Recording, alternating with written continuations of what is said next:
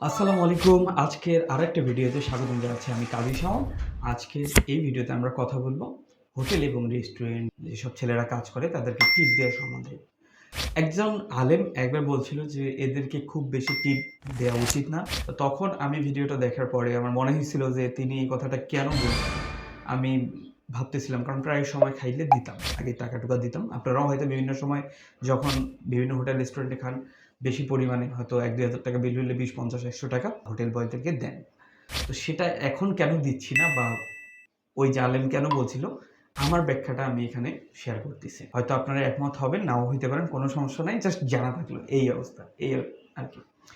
তো যে ঘটনাটা হয় যে ধরেন যে রেস্টুরেন্টে যে কাজ করে ছেলেরা এদের কিন্তু একটা ফিক্সড অ্যামাউন্ট স্যালারি দেওয়া হয়। এখন ধরে নেন XYZ একটা অ্যামাউন্ট সে টাকা পায়।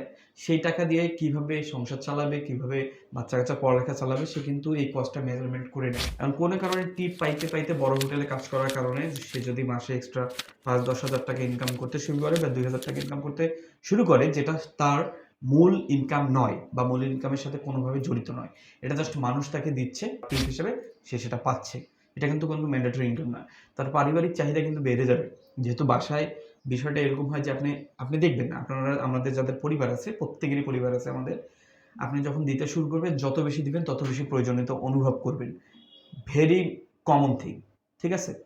তো দেখা যাবে যে সে আগে যখন বেতন দিয়ে চালানোর যে চেষ্টাটা করত, আপনাদের এই টিপের কারণে তার আ চাহিদাটা হয়তো বেড়ে যাইতে পারে। এখন কোনো এক কারণে যদি এই টিপ দেয়া না হয় ২-৩ মাস বা সে না পাইতে শুরু করে, তখন কিন্তু সে অপথে যাইতে শুরু করবে। উদাহরণ হিসেবে আমি যদি বলি ধরেন একটা রেস্টুরেন্টে কাজ করা মানুষ সে ৳১৫,০০০ বা ৳১০,০০০ বেতন পায়। ধরলাম ১০,০০০। ৳১০,০০০ বেতন পাওয়ার পরে সে যদি মাসে এক্সট্রা ৳৫,০০০ ইনকাম করে টিপসের মাধ্যমে তাহলে তার ইনকাম দাঁড়ায় ৳১৫,০০০। এই ৳১৫,০০০ য় সে কিভাবে সংসার চালাবে সে সবসময় কিন্তু ওই গতিতেই চলবে। কিন্তু সে যদি ১০,০০০ পাইতো তখন তার গতি অন্যরকম থাকতো। এখন এই যে ৳৫,০০০ এক্সট্রা যেটা টিপসের মাধ্যমে আসতেছে সে দিয়ে হয়তো শৌখিন কোনো কাজকর্ম শুরু করবে বা পরিবারের এক্সপেন্স যেটা আগে কমে হইতো সেটা আরো বেশি করে করতে চেষ্টা করবে। ২-৩ মাস পরে যখন পাওয়া যাবে না এই টাকাটা বা কোনো কারণে কম আসবে, তখন সে কি করবে? কাস্টমারের সাথে ডিল করতে যাবে। ওই যে হোটেল বা রেস্টুরেন্টের যে মালিক, দেখবেন তার থেকে তার হকের জিনিস চুরি-চামারি করা শুরু করবে। একেবারেই কমন বিষয়। আপনি ধরেন ৳১০,০০০ যে পাচ্ছে তাকে দিলেন ৳৫০, ৳১০০। এখন সে আপনাকে কি অফার করতে পারে? মাঝেমধ্যে আপনি হয়তো খাইতে গেছেন, যখন টিপস কম আসবে তখন সে সময়টা হইতে পারে। আপনারা যারা খাইছেন হোটেলে, রেস্টুরেন্টে তারা একবার হইলেও এই অফার পাইছেন আমি বিশ্বাস করি। আর সেটা হচ্ছে ৳২,০০০ খাইছেন, ৳১৫০০ বিল হইছে।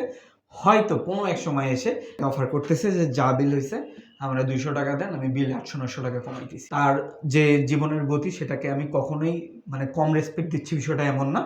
আমি চাই আল্লাহ তাকে বরকত দিক। কিন্তু এমন কোনো দিকে সে ধাবিত না হোক। এমন কোনো জিনিসের দিকে যেটা থেকে সে তার মালিকের ক্ষতি করুক এবং দিন শেষে পরিবারকেও হারাম উপার্জনের মধ্যে নিয়ে যাক। এইজন্যে আপনাদের সাথে এই ঘটনাটা শেয়ার করা। জানি এই ঘটনাটাকে আরো বিস্তারিতভাবে বলা যাইত কিন্তু আমি বলতেছি না।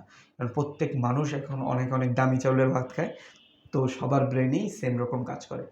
যদিও ভিডিওটার সাথে আপনি একমত হন তো ভালো, না হইলেও কোনো সমস্যা নেই। তবে ভিডিওটা ভালো লাগলে লাইক, কমেন্ট, শেয়ার যা করা লাগে মার্কেটিং এর জন্য একটু কইরা দিয়েন। আমি চাইতেছি যে আমার যে ভাবনাগুলো আছে এগুলো একটু প্রকাশ পায়। ভালো থাকবেন সবাই। আসসালামু আলাইকুম।